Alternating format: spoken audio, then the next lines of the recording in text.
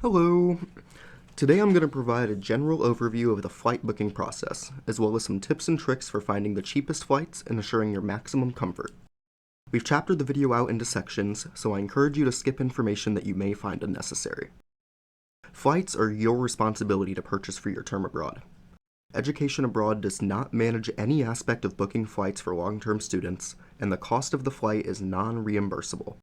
Please take this into account when considering the price of your ticket.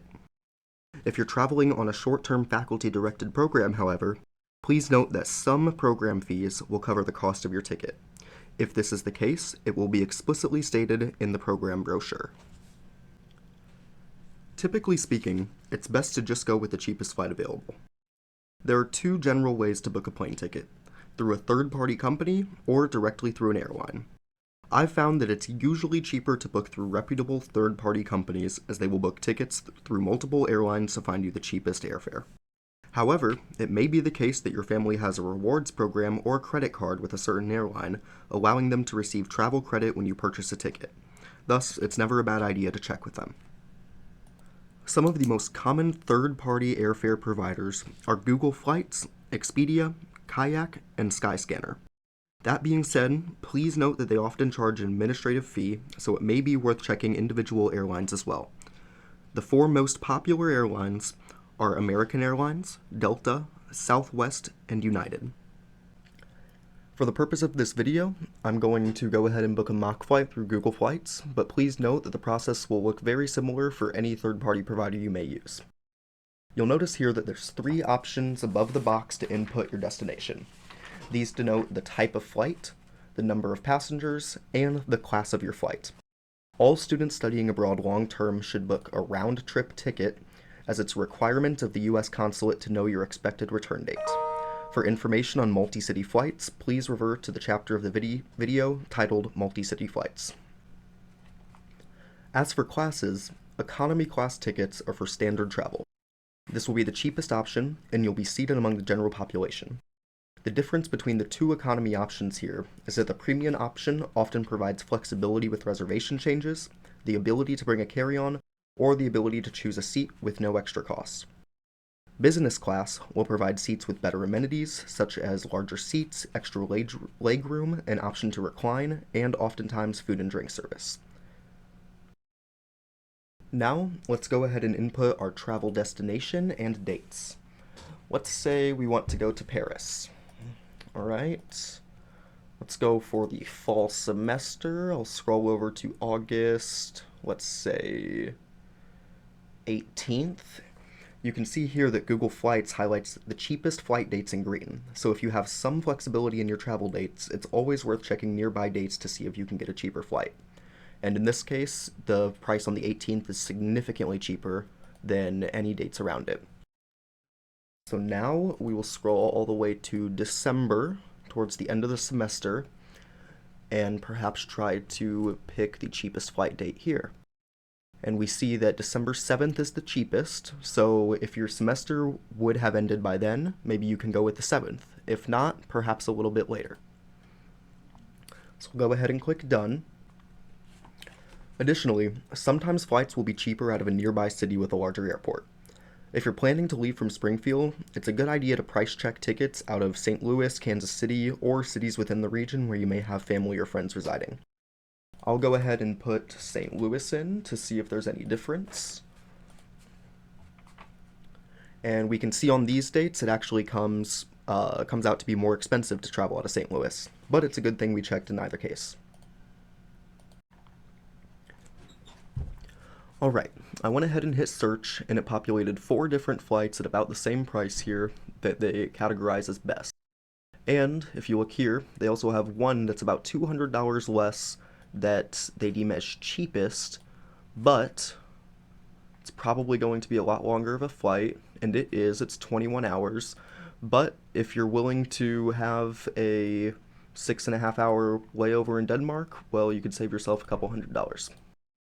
So let's go back to the best here, and let's look at 2 different ones, because I want to check for layovers. When you book a ticket through a third-party company, or even directly through an airline, It's very common that you will have layovers in one or more airports. If this is the case, it's pertinent that you review the layover duration between each destination. So in this first one here, looks like we only have one layover, and it's in 2 hours in Chicago. Chicago's a big airport, but 2 hours should be plenty of time to get to your next gate, even if there is a delay. The next one, though, it looks like, again, we have one layover, but it's only 50 minutes.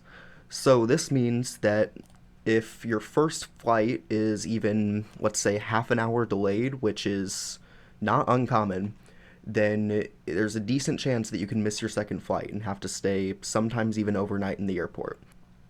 I will say, though, that if you do miss a flight to a poor layover, it is the responsibility of the airline to put you on another flight. Depending on the circumstance, they may even give you a voucher for food or book you a hotel for the night. Now we'll have to pick a return flight. We have 3 options here, and this first one looks like a very long flight, so let's look at this second one. An hour and a half layover, well, that's probably enough, so let's go ahead and do that. You can see that basic economy here is cheaper by about $200, but it has no flexibility in ticket changes, and the first checked bag costs $150. So, if you're planning to check a bag, and maybe you want some flexibility in the case that you have to change your ticket, it might be better to go for the main cabin. For the purposes of this video, I'm going to go ahead and just continue with the basic economy though.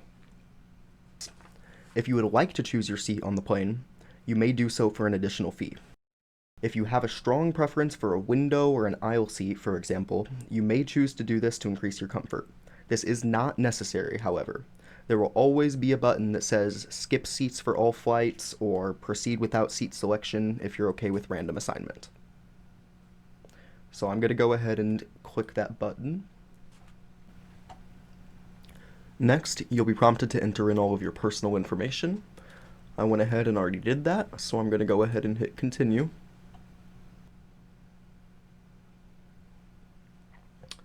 We'll hit continue again unless you have a dietary specific meal requirement.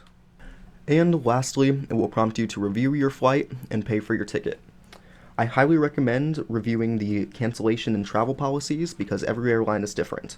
That being said, almost all of them will offer you the option to purchase travel insurance to expand your cancellation options, and I recommend doing so long as it's not too pricey. And once you pay, you're all good to go. Congratulations! Next, we'll go over some general tips, tricks, and supplemental information for flight booking. Depending on how far out you have confirmed your travel plans, you'll want to start considering the best time to book your flight. Typically speaking, 1 to 3 months in advance is recommended. It may be wise to look up the cheapest seasons to book for your destination's region, though. If you're planning well in advance, I recommend checking tickets on these 3 days every week to see if you can get lucky with a substantial price drop. Historically speaking, Sunday, Tuesday, and Wednesday tend to be the cheapest days to buy airfare. Additionally, apps like Hopper or Momondo, or subscription services like Going or Secret Flying, could be great options for finding low-cost airfare or estimating the likely cost of a flight to your destination. These apps, and others, may be able to provide you with guidance on whether to book now or wait a while if they expect prices to go down. Depending on where you plan to study abroad, there may be regional airlines or travel companies that are highly reputable and affordable.